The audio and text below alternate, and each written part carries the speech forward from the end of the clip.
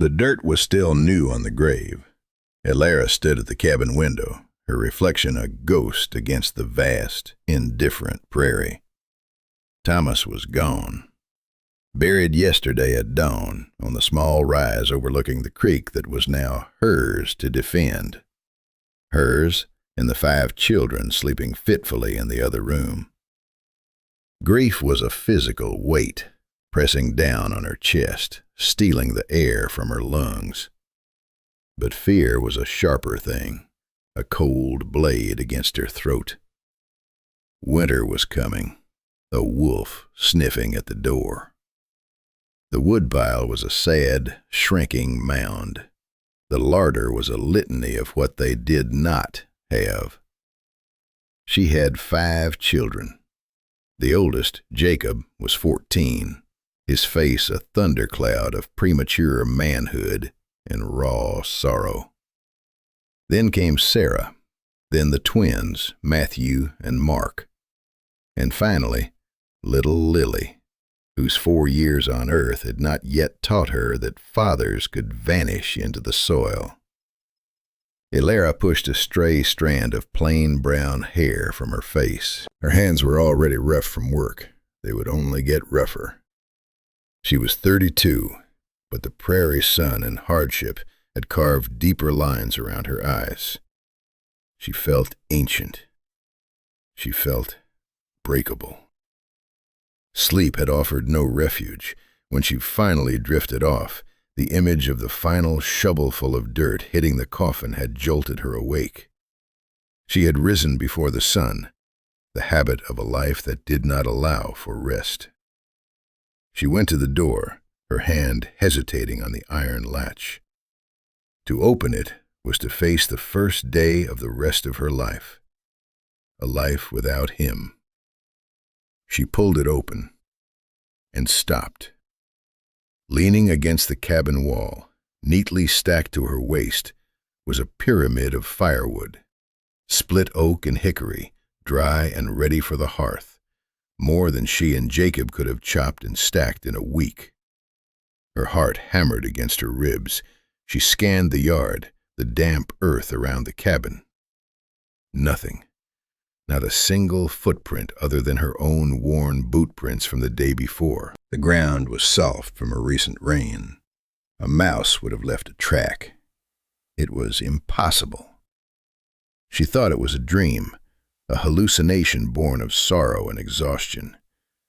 But the wood was solid when she touched it. The rough bark scraped her fingertips. It smelled of earth and frost. She hauled it inside, piece by piece, her mind a frantic whirl. A neighbor? No.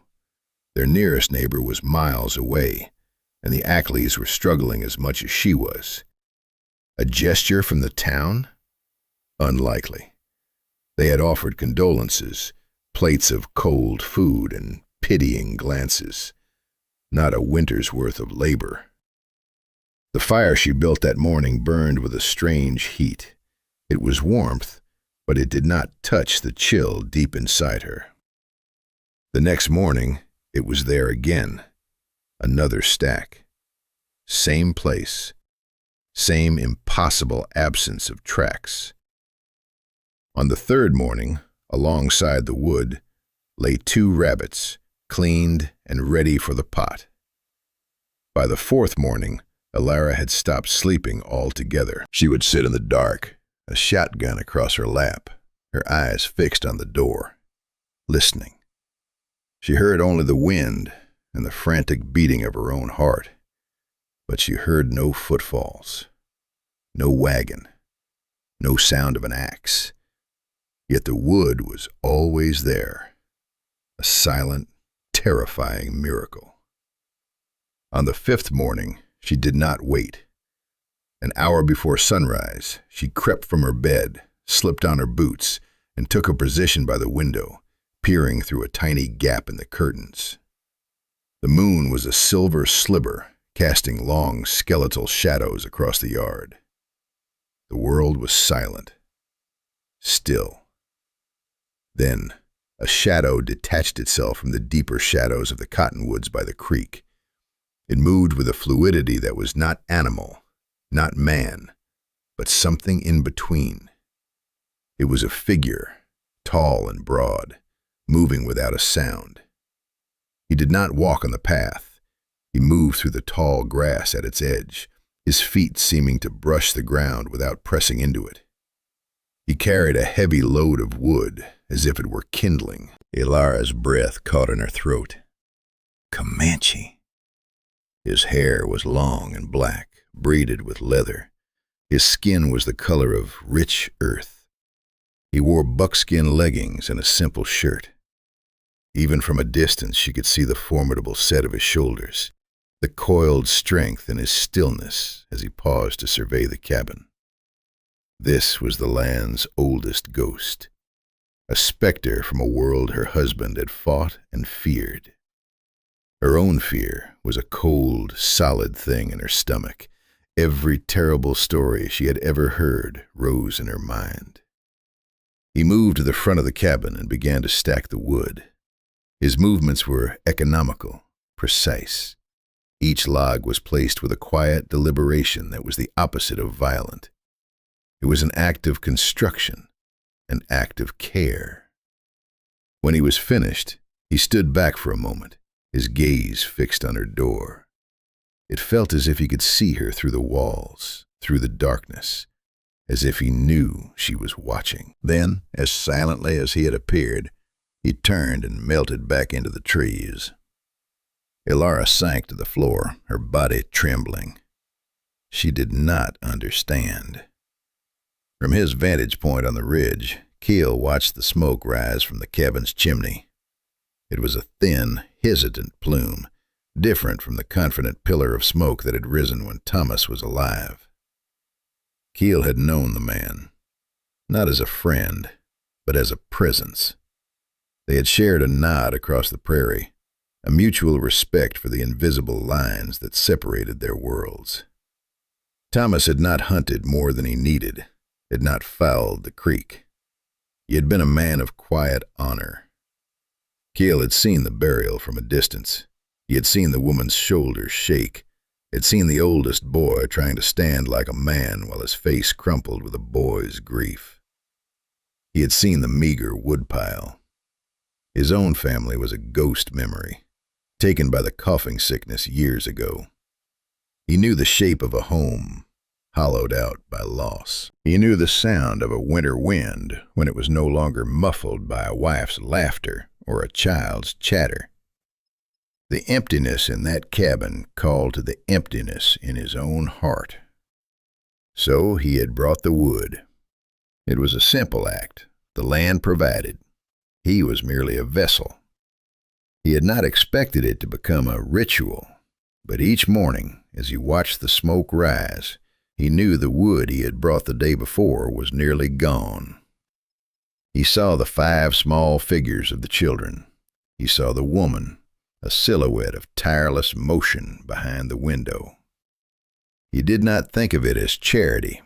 It was a debt to the memory of a quiet man, and a recognition of a strength in the woman that she herself might not yet see.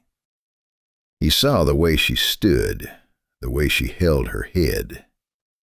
She was not broken. She was bent, but she was made of strong wood. He had seen the broken window, patched poorly with a rag. The wind on the prairie was a cruel thing.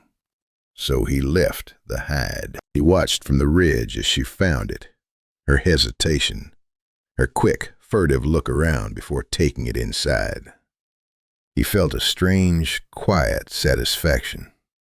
It was like tending a small, struggling plant in a harsh land. He wanted to see it survive. He wanted to see it thrive. The 6th morning, Ilara knew he was coming. The fear was still there, a low hum beneath her skin, but it was mingled with something else now, a desperate curiosity.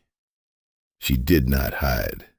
When she saw his form emerge from the trees, she took a deep breath, lifted the latch on the door, and stepped out onto the porch. The cold air was a shock. The world was washed in the gray pre-dawn light. He stopped. They stood 50 yards apart, two statues in the vast, silent landscape. He held the wood in his arms. She held her hands clasped tightly in front of her. Her heart was a drum against her ribs. She could see his face now. It was a mask of stoicism, stern and unreadable. But his eyes were not cruel. They were dark, deep, and held a profound stillness, like a forest pool. There were lines of sorrow there she recognized, for they mirrored the ones she saw in her own reflection. The standoff felt eternal. What was she supposed to do? Scream? Run? Thank him? The words died in her throat. Then the decision was taken from her. The cabin door creaked open behind her. "Mama?" It was Lily. Her small face, framed by a mess of blonde curls, peered around Alara's skirt. Her eyes, wide with sleep, fixed on the man. Alara's body went rigid. "Lily, go back inside," she whispered, her voice tight with panic. But Lily did not hear, or she did not care. A slow, wondrous smile spread across her face. She had no memory of the stories, no concept of the danger her mother felt. She saw only a tall, strong figure, a morning visitor. Before Alara could move, before she could even cry out, Lily darted from behind her. She ran. Her little legs pumped, her bare feet slapping against the cold, damp earth. She ran straight toward the Comanche warrior. Alara was frozen, a scream trapped in her chest. This was it. The nightmare realized. Cale saw the child coming, a small, sun-haired girl running toward him without an ounce of fear. For a heartbeat, the image of his own daughter, lost so long ago, flashed before his eyes. His body tensed. He did not move back. He did not raise a hand. He simply waited. And as the girl reached him, he did something that shattered the terrifying image in Alara's mind. He lowered himself to one knee. Gently, he set the firewood on the ground beside him, his movements unhurried. He was now at eye level with the child. Lily stopped just before him, panting slightly, her eyes full of innocent curiosity. She reached out a tiny, grubby hand and touched the leather fringe on his sleeve. "You bring the wood," she said. It was not a question. It was a statement of fact. Cale looked from the child's face to the woman on the porch. Her expression was one of stunned disbelief. The terror was draining away, replaced by a profound confusion. He looked back at the girl. He did not smile, but the hard lines of his face seemed to soften. He gave a single, slow nod. "Yes," he said. His voice was low and rough, like the sound of dry wood scraping together. From the doorway, Jacob and Sarah watched, their faces pale. They had seen their little sister run toward a man they had been taught to fear, and they had seen that man kneel. Alara finally found her legs. She walked slowly, hesitantly across the yard until she stood a few feet away. "Lily," she said, her voice trembling. Lily looked up at her, beaming. "He brings the wood, Mama." Alara looked at the man. The question was in her eyes, burning brighter than any fire. "Why?" she asked, the word barely a whisper. Cale's gaze was direct. It held no pity. It held something far more grounding. Respect. "Your husband was an honorable man," he said, his voice quiet. "The land provides for his family." It was not an answer. It was a creed. The unspoken arrangement was now spoken. A fragile truce was born in the cold morning air, witnessed by a fearless child. From that day on, the ritual changed. Cale no longer came before dawn. He came with the first light, and Elara was always there, a cup of hot, weak coffee waiting on the porch rail. He would stack the wood, accept the cup with a nod, and drink it standing in the yard while Lily chattered at him. He rarely spoke, but he listened. Jacob watched him with suspicion that slowly, grudgingly, morphed into a grudging respect. The man, whose name they learned was Cale, knew things. He showed Jacob how to read deer tracks, how to set a snare that worked twice as often as his father's had. He did not teach with words, but with gestures, with a silent pointing of a finger, a slow demonstration. Sarah and the twins remained wary, but the fear was gone. They saw their mother's shoulders lose some of their tension. They saw Lily's open adoration. They saw the woodpile grow into a fortress against the coming winter. One afternoon, the latch on the barn door broke.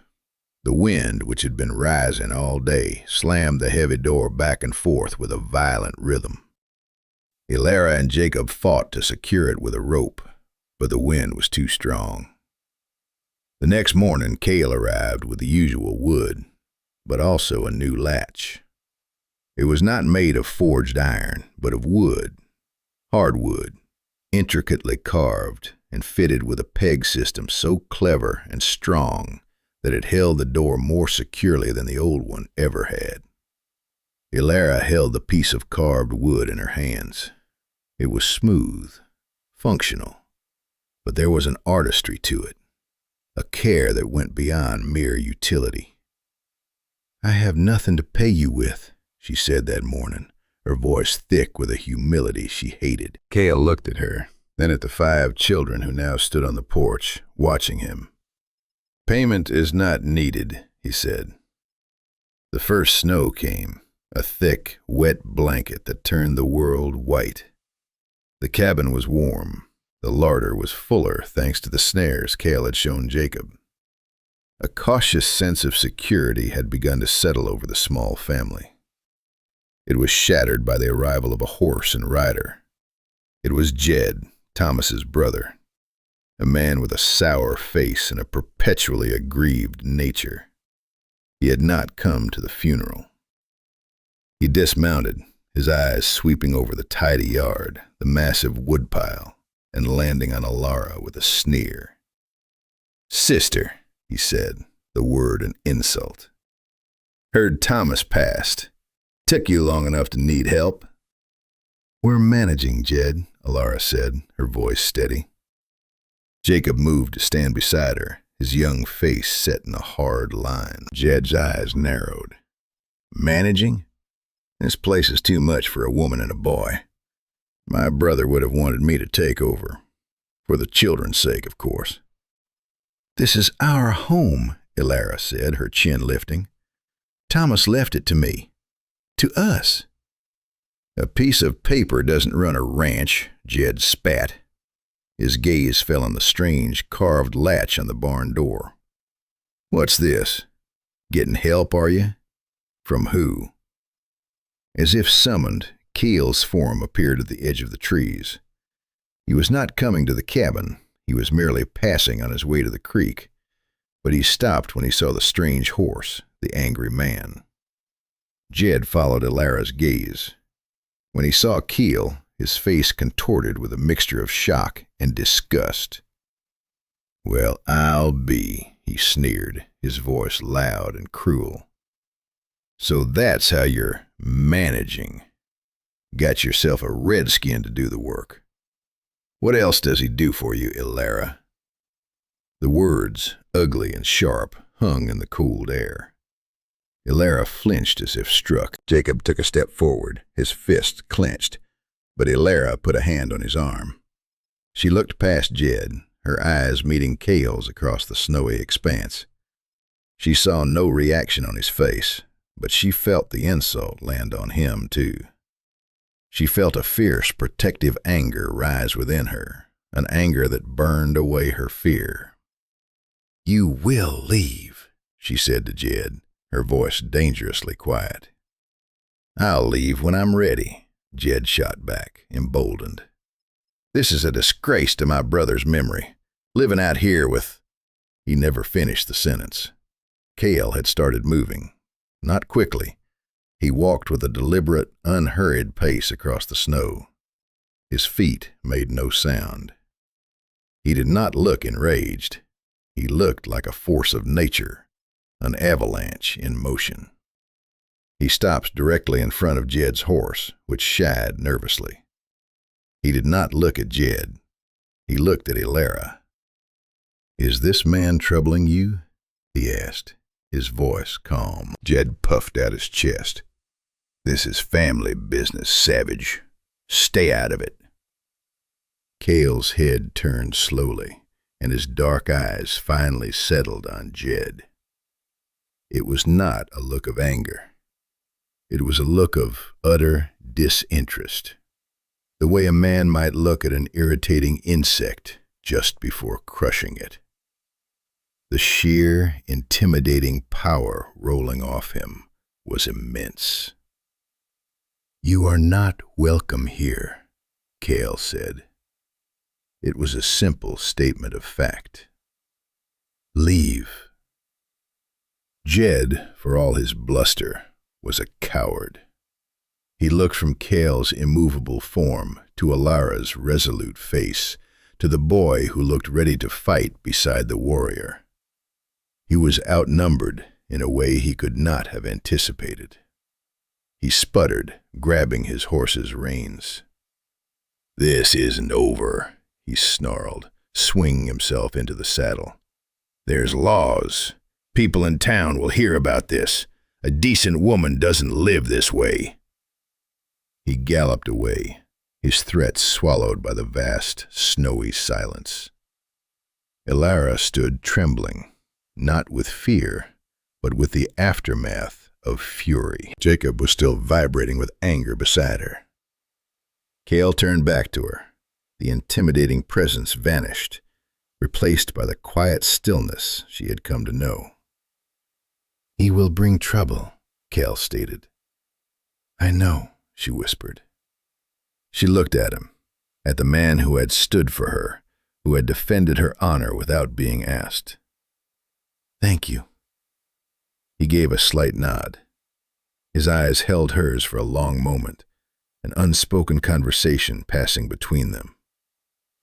In that moment, the arrangement of wood and coffee, of snares and gratitude, shifted. It became something deeper, something stronger, a partnership forged in the face of a common enemy. The thaw came, and with it, the trouble Jed had promised. Rumors began to trickle back from Elara's rare trips to town for flour and salt. The whispers followed her through the general store. The widow on the prairie. Lives with an Indian. A disgrace. People who had once offered kind words now averted their eyes. The banker who held the note on her land gave her a cold, assessing look. Elara felt the scorn like a physical blow, but she held her head high. She had her children. She had a warm home. She had an ally she trusted more than any of the whispering townsfolk. Cale seemed to sense the change. He began to spend more time near the homestead, not always visiting, but his presence was a constant, watchful shield. He taught Jacob to use a bow, to move silently through the woods. He showed Sarah which plants were medicine and which were poison. He would sit on the porch steps and let Lily braid small, clumsy plaits into the ends of his hair. One evening, as the sun bled across the horizon, Elara found him by the creek, sharpening a stone arrowhead. She sat near him, her hands busy mending one of Matthew's shirts. They sat in comfortable silence for a long time, a language they had both mastered. "They talk in town," she said finally, not looking at him. "They say ugly things." Cale did not stop his work. Their words are wind, he said. They cannot knock down a strong house. My house feels less strong every day, she confessed, the admission costing her. The banker, he looks at me differently. Jed has been talking to him. He set the arrowhead down and finally looked at her. His gaze was steady, anchoring. I lost my family, he said, the words sudden and quiet. A sickness that came on the winter wind. It took my wife. It took my daughter. Ilara's needle stilled. She looked at him, truly seeing the deep lines of grief on his face for the first time. They were the same lines she saw on her own. I am sorry, she whispered. I could not protect them, he went on, his voice a low rasp. My strength was not enough. For many seasons I thought strength was a weapon. I thought it was for fighting. He paused, his eyes on her cabin, where the warm light of a lamp now glowed in the window. Watching you, he said slowly, I have learned strength is also for building, for enduring, for keeping a light on in the dark. Tears welled in Ilara's eyes. No one had ever seen her struggle as strength. They had only ever seen it as a pitiable burden. I did not expect this, she said, her voice choked. After Thomas, I did not expect anything but survival. Survival is the seed, he said, but it is not the tree. He reached out, not to touch her face or her hand, but to gently take the torn shirt from her lap. He studied the worn fabric, the testament to a life of making do. Then his fingers brushed hers, a touch as light as a moth's wing. Yet it sent a jolt of warmth through her entire body. It was a confession, more potent than any flowery prose. It was an admission of a shared world, a shared path. The crisis came not from Jed, but from the sky. A late spring storm, born of a freakish cold snap, rolled in without warning. It started with rain that quickly turned to ice, then to a blinding blizzard. A fire broke out in the barn, a lantern knocked over by the violent wind rattling the walls. Jacob screamed, "The barn! It's on fire!"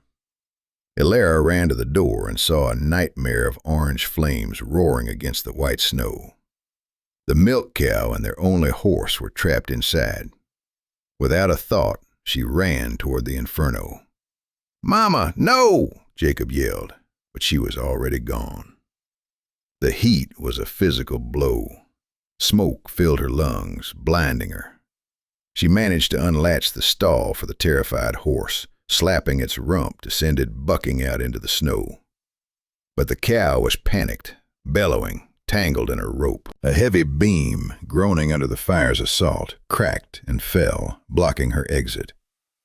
She was trapped. Through the smoke and roaring flames, a figure appeared. It was Cale. He had seen the glow from his winter camp a mile down the creek.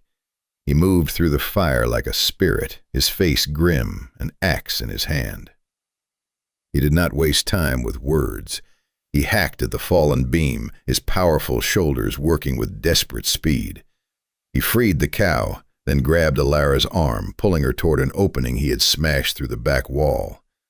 They stumbled out into the blinding snow, gasping for air, their faces black with soot. The roof of the barn collapsed behind them with a deafening roar. He held her, his hands on her shoulders, his face close to hers. "Are you hurt?" he demanded, his voice raw with an emotion she had never heard from him before. Fear. "No," she coughed, shaking her head. "No. You?" He didn't answer. He just pulled her against him, a sudden, fierce embrace that spoke of terror and relief. He held her head against his chest, his hand tangled in her hair, and for a long moment they just stood there, the only two people in a world of white and fire. That night, after the children were calmed and asleep, they sat by the hearth in the silent cabin. He had a burn on his arm, which she had insisted on cleaning and dressing with a salve of her own making. "You ran into the fire," he said, his voice quiet. "The animals," she started. "They are animals," he cut her off, his eyes intense. "You are not." The depth of his fear for her, the raw, protective anger in his voice, laid everything bare. "I did not think," she admitted, looking at her hands. "I did," he said. My heart stopped. I thought I was watching a ghost of my past. He reached out and cupped her chin, lifting her face to his. "I cannot lose that again." The space between them vanished. He leaned in and kissed her. It was not a kiss of passion, but of profound recognition. It was gentle, warm, and tasted of wood smoke and snow. It was the sealing of a promise that had been growing since the first stack of wood had appeared at her door. It was the end of survival and the beginning of a life. Jed returned 2 weeks later. This time he brought the sheriff. They rode up to the cabin where Cale was showing Jacob how to fletch an arrow on the porch. Elara came out, her face calm but her heart pounding. The children gathered behind her. "Sheriff," she said, nodding to the lawman. "Jed?" "Ma'am," the sheriff, a weary-looking man named Gable, said. "Jedediah here has filed a complaint. Makes some serious claims. That you're an unfit mother. That you're living in sin with," he gestured uncomfortably toward Cale, "and that you're a danger to your own children." "He's a liar," Jacob said, his voice cracking with a boy's fierce loyalty. "It's true, Sheriff," Jed insisted, his voice righteous. "Look at it. The barn burned down. She's incompetent. And him," he pointed a trembling finger at Cale. "What kind of example is that for decent, God-fearing children?" Sheriff Gable looked from Jed's pinched, hateful face to Alara's tired but dignified one. He looked at the 5 children, who were not scared or dirty, but clean and standing protectively around their mother. He looked at the immense woodpile, the tidy cabin. "Ma'am," he said to Alara, "what do you have to say?" Before Alara could speak, Cale rose to his feet. He was not holding a weapon. He stood tall, his hands open at his sides. He did not look at Jed. He addressed the sheriff. "I am Cale," he said, his voice clear and carrying in the still air. "I have known this land my whole life. I knew Thomas. He was a good man." He turned his gaze to Alara. "This woman is his wife. When he died, she had nothing. She had 5 children. She had a winter coming. She did not cry. She did not beg. She worked." He pointed to Jacob. "She is raising a son who knows how to provide, who is learning honor." He gestured to the other children huddled behind her. "Her children are not afraid. They are loved. Look at them." The sheriff's eyes followed his gesture. He saw Lily clutching Cale's buckskin leggings, completely unafraid. "You say she is unfit," Cale continued, his voice resonating with a power that had nothing to do with volume. "I have seen her stay up all night with a sick child. I have seen her go hungry so her children could eat. I saw her run into a burning fire to save the animals that feed this family. That is not the act of an unfit mother. That is the act of a warrior." He finally looked at Jed, his eyes filled with a cold contempt. "This man speaks of God. My people speak of the land. The land knows truth. And the truth is, this family is stronger now than it was the day Thomas died, because she He looked back at Alara, his voice softening. "Is the heart of this home." He took a step and stood beside her, a solid, unmovable wall. "I stand on this land with them," he declared. "If you mean to harm them, you will come through me." A profound silence fell over the yard. The sheriff looked at Cale, then at Alara, whose face was shining with unshed tears. He saw the truth, plain and simple. He saw a family, unconventional but whole. He turned his horse to face Jed. "Jedediah," he said, his voice flat, "I see a well-cared-for family, and a man lying out of spite and greed. Get off this land, and if I hear you've troubled this family again, the complaint I'll be writing will have your name on it." Jed stared, his mouth agape. He looked at the sheriff, at the united front on the porch, and saw his final defeat. With a curse, he wheeled his horse around and stormed away for the last time. Sheriff Gable tipped his hat to Alara. "Ma'am, Cale?" He nodded, a new respect in his eyes. Then he turned and rode away, leaving peace in his wake. A year later, the prairie was green. A new, smaller barn stood where the old one had burned, built with logs Cale had hauled and notched, and that Jacob had helped raise. Cale and Alara stood on the porch, watching the sun set. The children's laughter echoed from the creek. Jacob was now taller than his mother, a quiet, capable young man. Lily sat on the porch steps, carefully weaving a bright wildflower into a strip of leather Cale had given her. Alara was pregnant, her belly a gentle swell beneath her simple dress. The child, a new hope, was a testament to the life they had built from the ashes of grief. Cale had not given her a ring. One evening he had presented her with a small, smooth river stone. On it he had carved a single image, a spiral, the symbol of a journey, of life continuing. It meant more than any gold or diamond ever could. It sat on the mantelpiece, the heart of their home. He reached out and took her hand. His was large and calloused, hers smaller but just as worn. Their fingers intertwined, a perfect fit. No words were needed. The fear was gone.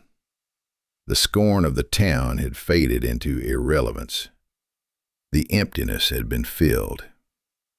Here, on this small patch of land, under the vast open sky, they had done more than survive. They had built a home. They had forged a family. They had found a love that was as quiet, as resilient, and as enduring as the prairie itself.